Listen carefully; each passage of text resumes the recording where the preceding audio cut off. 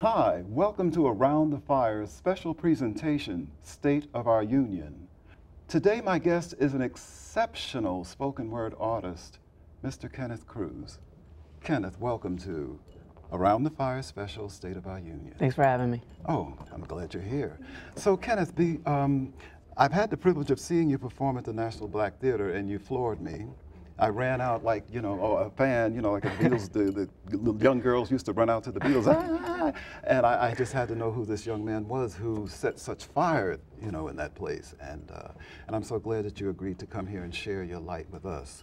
So Kenneth, give me a little background information about yourself. When did you start writing and what inspired you to write? So I started writing midway in high school, and I think what inspired me to write was reading works by Amy Cecil, kind of a big poet from Martinique, and just reading his works on a slave rebellion in particular.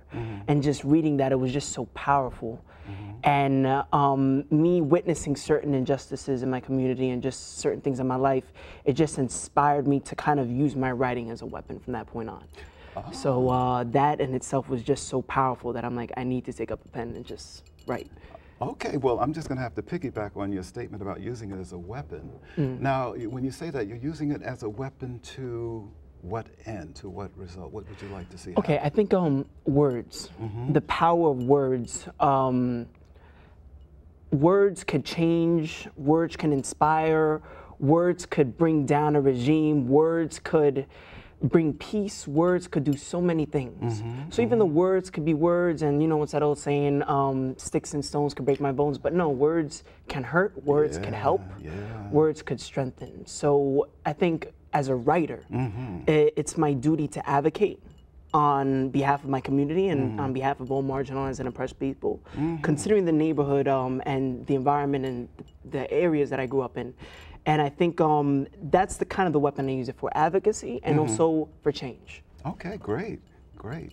And I just have to ask you, how old are you, Ken? I am the elderly age of 25. Oh, okay, I'm going to leave that one alone. But yeah, I just find it amazing because you're already dedicated to uplift the people as much as you can through using your words. And we do know words is what motivates us. It informs our behaviors. It creates the experiences that we experience. And if we were more cognizant of the power of words, I hope that we would make different choices about what we make manifest. And yeah. So what I'd like to do now is earlier you recorded a piece, so we're going to cut now to the footage of For That Whore. This is for a woman. This is not for the love of my life, the sweet girl of my dreams, or the woman whom I desire, no. But this is for a woman who I love. This is for the bad girl, the whore, the one engaging in sex for material gains and bucks. Men label her slut but never take their eyes off her, as they visually fuck with physical intent next. The bad girl, the whore, the girl that the girls love to trash. Look at that tramp in that outfit with that ass out, they say. Smiling in her face, fake friendships built on destruction of reputation. This is for that woman that society puts on posters but simultaneously deplores. That slut, whore, eye candy, societal sex toy, and its guilty manifestations of pleasure to be used, then thrown, and thrown. Dollars on a bra, dollars on a thong, dollars on rubber bands as the rest came off. On came the slaps and grinding, fingers grotesquely finding their way through body parts. She forces herself to ignore the disgust as she disassociates her mind and heart from her physical being as her body moves on the song. How do we label her slut and ignore the Johns. The family man who told his wife he had a meeting instead of a blowjob. How do we socially chastise her and ignore the Johns? The rich scum who throw dollars exploiting only those who have their bodies to sell. She's been raped. She's been robbed. She's been beat. But she refuses to be co-victim.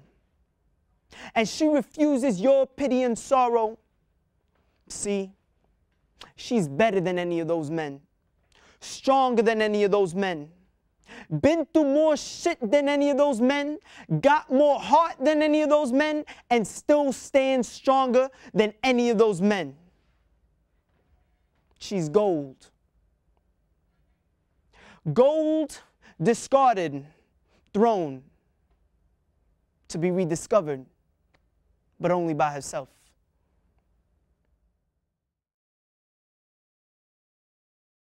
Whoa. That was a powerful piece, Ken. No, really, it was. And for that whore.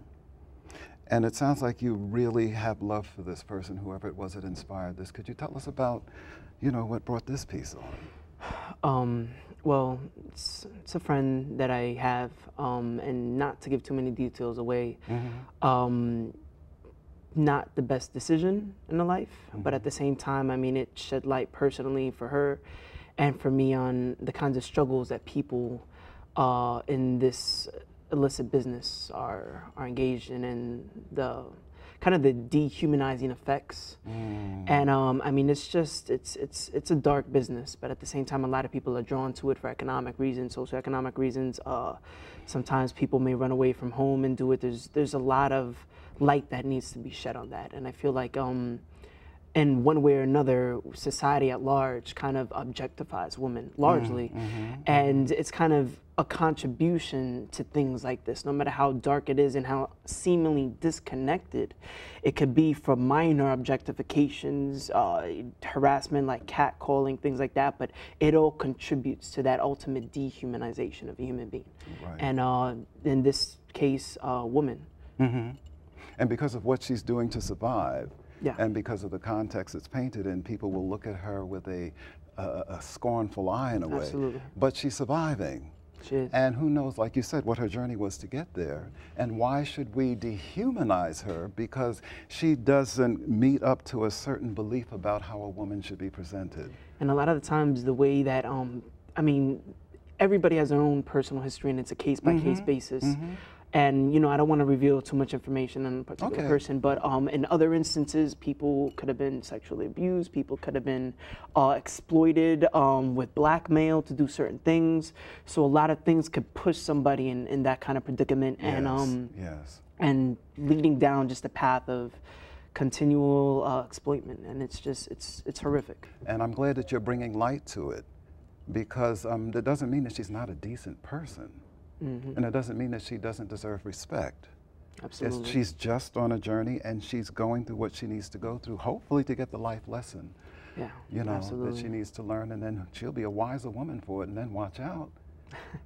Because people that usually go through extraordinary hardships usually come out to be some of the most extraordinary people. Absolutely, and some of the people that you see smiling and laughing have the least of reasons to be smiling and laughing. Yeah, so, the mask. Sometimes, actually, almost all the time, struggle makes you a stronger person. Personal struggle makes you a better person, a more committed person, and a person that could kind of defeat insurmountable odds despite everything that they've been through. So strength through adversity. Absolutely. Yeah, absolutely. Yeah. I can testify to that. Yeah, I mean, but it's all part of, I guess, why we're here. We got to go through certain challenges in order to get what we need to learn and become. Otherwise, like they say, what doesn't, no, there's a line that one of my favorite artists, India Ari, says in one of her songs, what didn't demolish me, polished me. Yes. And I love that line. That's a beautiful line. Yeah, isn't it? Like, yeah, go ahead. It does seem like that sometimes when you're going through everything. Yeah. A lot of people, I mean, it's so easy to be brought down, but I mean, once you make it through, it definitely makes you a more refined person. Absolutely. Definitely. That's a good line. Yeah, I loved it when I heard it. So another thing I'd like to find out about you as a writer, You mentioned a poet that inspired you to write. Could you tell who it was, and again, and what was one of your favorite works by him? Okay, so this is actually interesting. My favorite works in general was The Wretched of the Earth by Frantz Fanon. Okay. Now, Frantz Fanon is a very poetic character. So when he's writing on the process of decolonization, on liberation of the third world, he actually incorporates a lot of poetry into his work. Okay. So he incorporated the poetry of his mentor. And that piece was so powerful that I got a whole book of his poetry. All right. And I started just reading more of his works on decolonization, the work in particular that inspired me was about a slave rebellion. So it was a story about a slave, and he was always the good slave, and he did everything his master always told him to. And the master one day walked in to see his newborn son. And he checked the newborn son and stated that he would make a good slave. So the good slave found that unacceptable. And that inspired the good slave to organize a whole rebellion against his master. So as they're charging to the house, some slaves are being shot down, others make it through. Finally, they make it through the barricades of the room, and the master's surprised. And he says, "You, of all people?" And he says, "Yeah, me, the good slave, the quiet slave, the slave that you would never think." And they gained their freedom that night. Okay. But it was a very inspirational story, a very powerful story. And even though it's at a certain epoch in time, it was still so powerful that it just reverberated to all the different issues that we face today. And it was so powerful that I'm like, I need to write. I just need to write after that. Okay.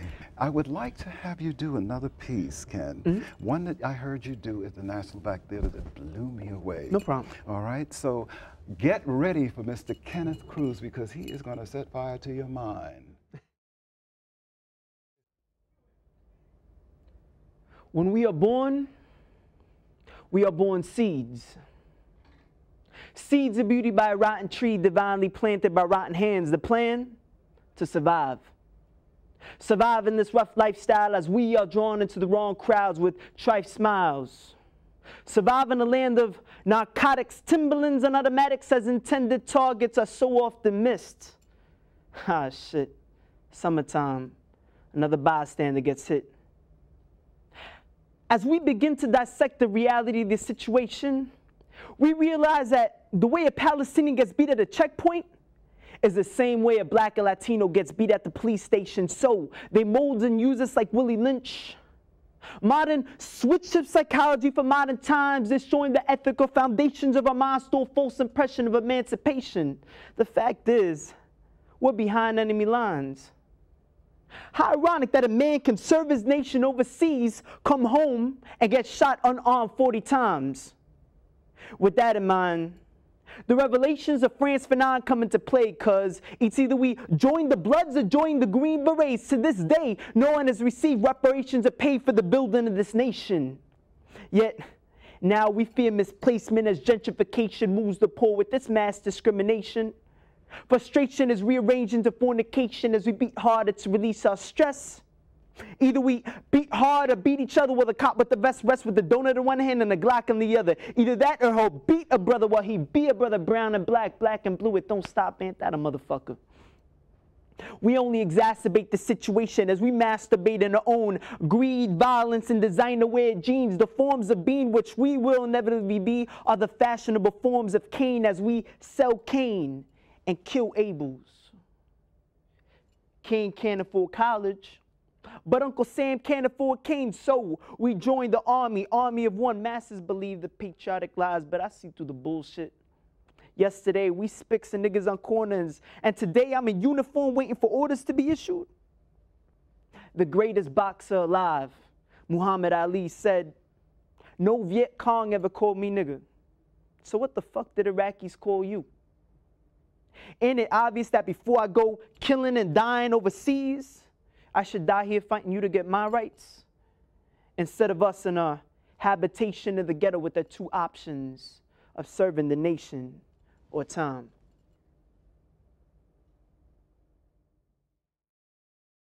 That was a hell of a piece, Ken. That's a hell of a piece, Thank and you. it definitely supports your statement about your advocacy, you know, for those people who have been, I guess, somewhat marginalized and disenfranchised and dehumanized, even, you know. Mm-hmm. And whoa, tell me what inspired.